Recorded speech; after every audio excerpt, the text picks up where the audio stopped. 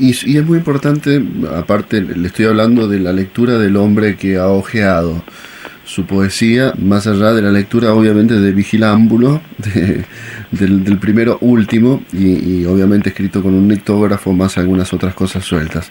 Las otras están ahí esperándome a los gritos dentro de los 3 volúmenes. Le digo lo siguiente, es muy interesante en cada uno de sus libros, estos reunidos, la calidad hermosa de los acápites, que son realmente pequeños munditos que abren ya con un condicionamiento e incluso con una temperatura, hasta con una vestimenta y con un tono de voz a lo que va a ser el tono del libro que viene. Usted ha elegido con mucho tino eso, incluso he pensado por ahí en copiarlos aparte, ¿no? Para leerlos en algún programa especial, otro que hagamos sobre usted. ¿Cómo aparecen esas frases iniciales que yo nombro como acápites, pero tal vez esté errando la denominación? No está tan errado. Y es una observación muy precisa, porque trabajo cada uno de mis libros como temáticamente, ¿no? Es decir, de ese modo, si uno se pone a mirar con detenimiento, cada libro está trabajando un tema, ¿no? Yo le dije que, por ejemplo, la banda oscura de Alejandro está a trabajar sobre el tema del arco iris, y no solo, digamos, lo que inicia el libro, sino que además cada uno de los capítulos va trabajando siempre el tema del arco iris, según algunos filósofos antiguos o pintores, ¿no? Como en el caso de Paul Klee, que decía que el arco iris era una sensación insuficiente, ¿no? Como que faltaba, ¿no? Que le faltaban colores, y le faltaba también estar en un mundo definido, y él decía que solamente cuando uno muere puede lograr reconstituir para sí el arcoíris. Bueno, cada uno tiene, ¿no? Va teniendo y cada poema está trabajado de ese modo. Por ejemplo, bueno, un libro que se llama Potlatch, el tema es el dinero en la infancia, y por lo tanto, bueno, traté de que cada capítulo abriera con un epígrafe que diera una pista acerca de lo que iba tratando el libro, ¿no? Lo mismo, un libro que se llama Children Corner, ¿no? Que me basé mucho en la música de Debussy, sobre todo de la partitura de Children Corner, que él le dedica a sus 2 hijos. Yo traté de hacer un libro que también estaba dedicado a mis 2 hijos. Mejor dicho, discúlpeme, me equivoqué. Debussy se lo dedica a su hija, yo se lo dedico a mis 2 hijos, pero traté de hacer como una cosa muy semejante a lo que él hacía en las dedicatorias, ¿no? De la partitura. Y ahí puse un epígrafe muy extraño, porque es un libro donde se trata mucho de los niños.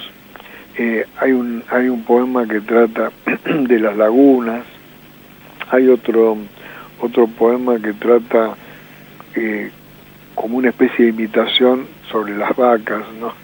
Sobre la vaca Rosilla del poeta Baldomero Fernández Moreno. Y entonces le puse un epígrafe de Borges, que a los 21 años le escribió a un poeta que se llama Sureda, ¿no? Que es un poeta mallorquí, y le ponía esta frase, dice: los poetas argentinos son pésimos, les da por el sencillismo, las vacas, los niños y el lago Nahuel Huapi. Y entonces tomé ese fragmento de la carta a Sureda de Borges para encabezar el libro. Era más que una frase, un catálogo, ¿no? Sí, un catálogo, y además con mucho humor, porque creo que la gente cuando recibe eso, bueno, piensa que hay algo raro en este libro. Le contamos a la gente que puede conseguir este libro, que se llama Vigilámbulo. Es la obra, la poesía reunida en 3 volúmenes de Arturo Carrera, y Vigilámbulo es su último libro, y tiene estas frases iniciales. De Deleuze, Gilles Deleuze, ¿no? ¿Estoy pronunciando bien? sí. Deleuze. Sí. Vigilámbulo, sonámbulo que se pasea en estado de vigilia, afectado por un exceso de presencia, en un estado intersticial entre el sueño y la vigilia, entre la vida y la muerte. La poesía tiene esa condición de estar entre una cosa y la otra, entre el pasado y el presente, entre la vida y la muerte. Es también casi una definición del poeta. ¿Usted se siente esto, un vigilámbulo? Sí, me siento un vigilámbulo, sí. Es la primera vez que lo confieso, pero yo creo que si uno me trata se da cuenta que soy así. Por lo menos mi mujer seguramente que sí. De todas maneras, lo que usted dice, estas cosas, estas especies de cosas, de binomios que se van dando, ¿no? También está esa definición de Paul Valéry que dice que la poesía es la oscilación entre el sonido y el sentido, ¿no? Y yo tomo esa definición como muy cierta, ¿no? Como que en mi obra también hay algo de eso, ¿no?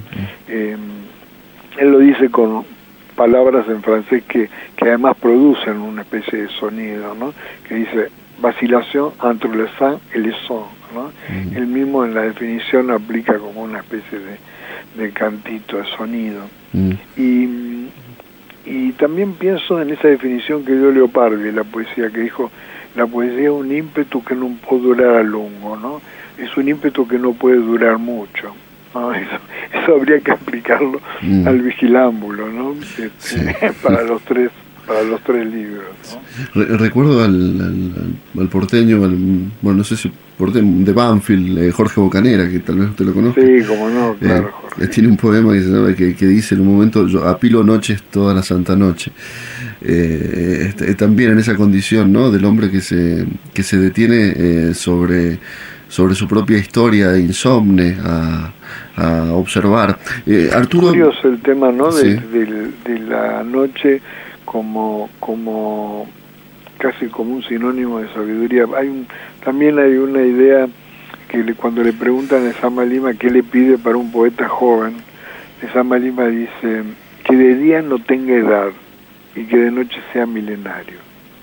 O sea, esa idea, ¿no? De la noche como acumulación de noches, ¿no? Bueno, le voy a pedir, Arturo, si tiene entre sus cosas en este momento alguno de los volúmenes de Vigilámbulo o algún libro suelto de esta obra completa suya para compartir con los oyentes de Radio Niwil aquí en Mendoza. Les recordamos a ellos que estamos conversando con Arturo Carrera y Alejandra Pizarnik. La vamos a dejar por ahí para que no se nos vaya y podamos conversar de ella dentro de un rato. Bueno, le voy a leer un poema de uno de los libros inéditos que figuran en la recopilación, precisamente que se llama Vigilámbulo, que le da nombre a todo el volumen. Y es un poema del libro donde hay una serie de poemas dedicados a mis nietas. Este se llama Siesta de Olivia.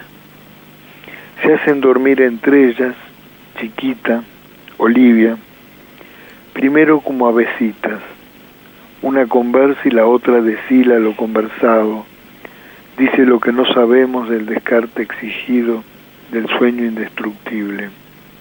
Después, si la abuela da palmadas en la espalda de la niña, mano grande en esa espalda de muñeca, la otra también da palmadas con su mano tan pequeña, y viene ahora la canción que entonan ambas a su modo, calandrias que solo traducen las series inmemoriales de sonidos perdidos en cual cadencia del destino, hasta que cae una dormida como pajarito y la otra entrecierra los ojos como un gato, pajarita y gata sin ley de enemistad de ninguna selva, más que de la deliciosa ley oscura de la siesta.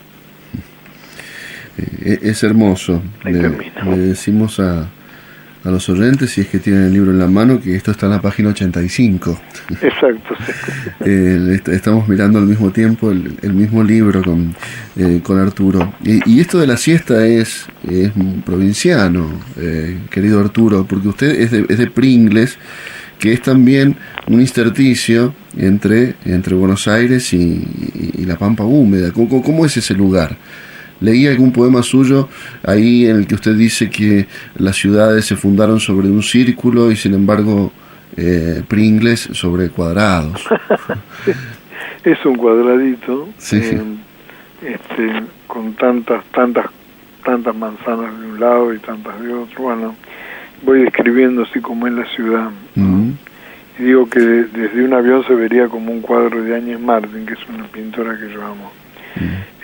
De todas maneras, sí, se podría definir un pueblo como si fuera una senestesia. Usted asoció la siesta con Pringles. Uh-huh. Yo podría decir que Pringles es como una siesta.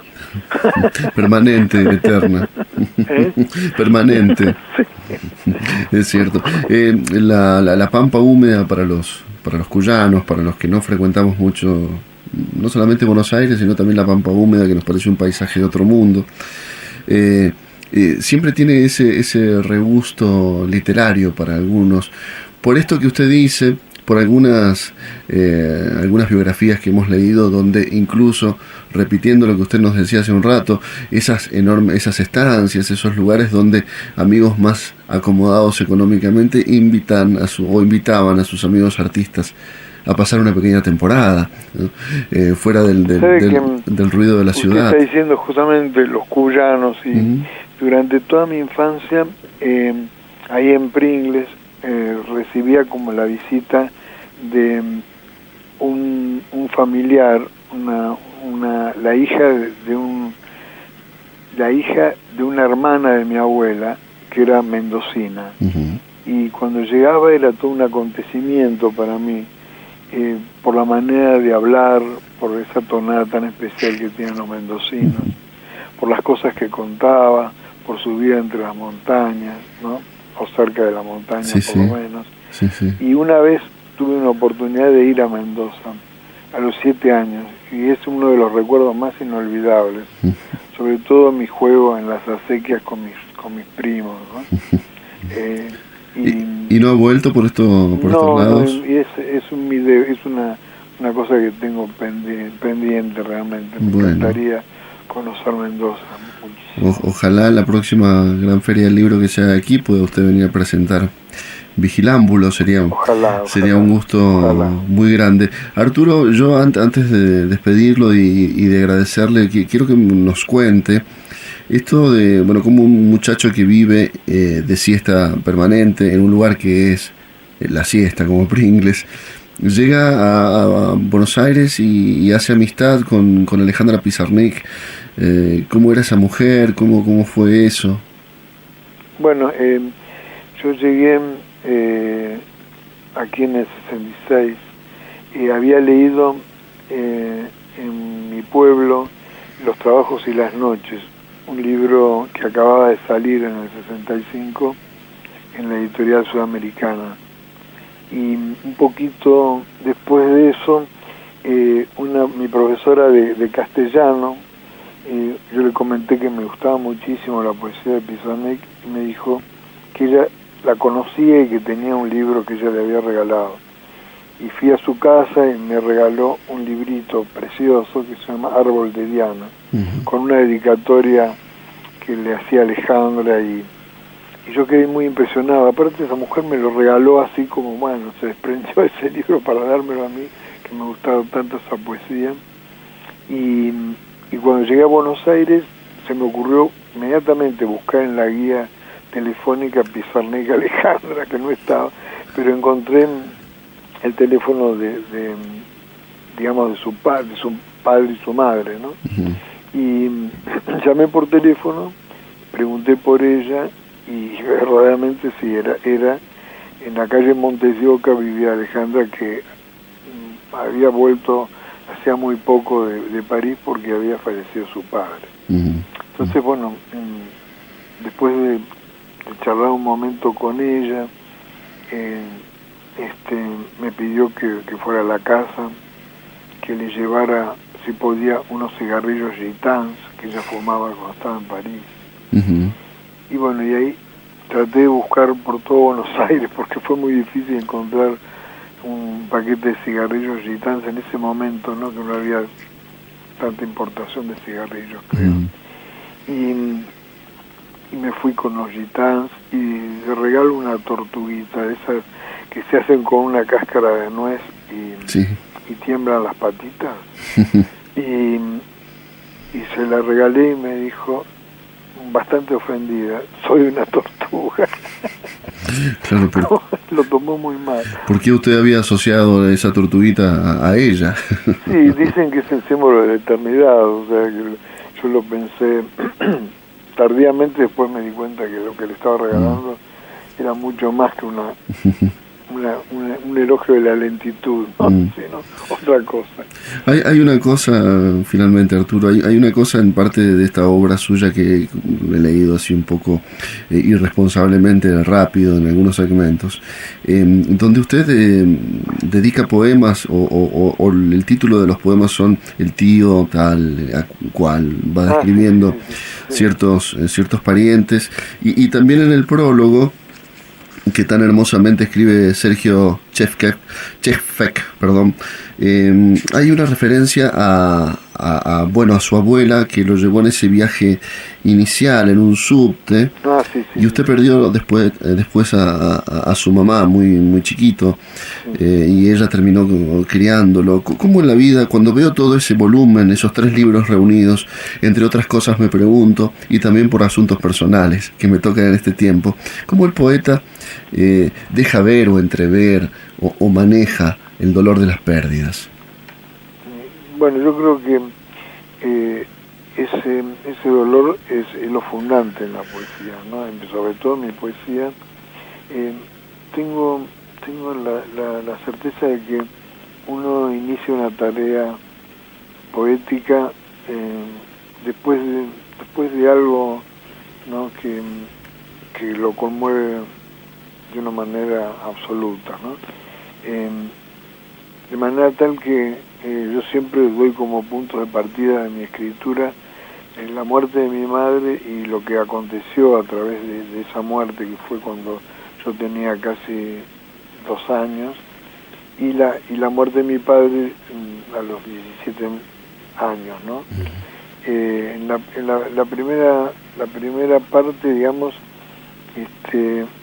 hay una anécdota que me contaban cuando yo era chico, que cuando llovía yo trataba de escribirle cartas a mi madre para que no se mojara, ¿no? Y hacía como un gesto de escritura. Y después, cuando muere mi padre, yo creo que empiezo a escribir como de una manera más ya con otra responsabilidad, pero se me ocurre que la ausencia de los seres que uno ama produce este acercamiento a la escritura, ¿no? Y yo creo que mi vida ha estado asignada por esas dos desapariciones, podría decir, y esa búsqueda de, digamos, de sus sustitutos, ¿no? Arturo, yo le agradezco enormemente la gentileza, todo este tiempo que nos ha ofrecido para Radio New Will de Mendoza, y seguramente muchos oyentes que acaso no lo conocían en este momento ya tengan alguna perspectiva de la obra o de cómo piensa y dice sus cosas Arturo Carrera. Le agradezco mucho. Bueno, muchas gracias a ustedes y a todos los mendocinos que me han escuchado, y recordarles el lugar hermoso en el que viven con esos sonidos de agua durante la primavera. Gracias. Ojalá lo tengamos pronto por acá, y tenemos una hermosísima música también que nos gustaría compartir con usted. Abrazo grande, Arturo. Chao. Bueno, compartimos una charla con el poeta, uno de los grandes poetas de la lengua española, uno de los grandes poetas argentinos, el porteño, de Pringles, que vive hace muchos años en Buenos Aires y que ha construido una obra poética casi silenciosamente, como una gran torre, y ustedes la pueden encontrar en una gran torre de libros que es su poesía reunida. Arturo Carrera, Vigilámbulo, es el nombre de su antología, de su poesía completa. Estamos en la esquina de Newell. Muchas gracias.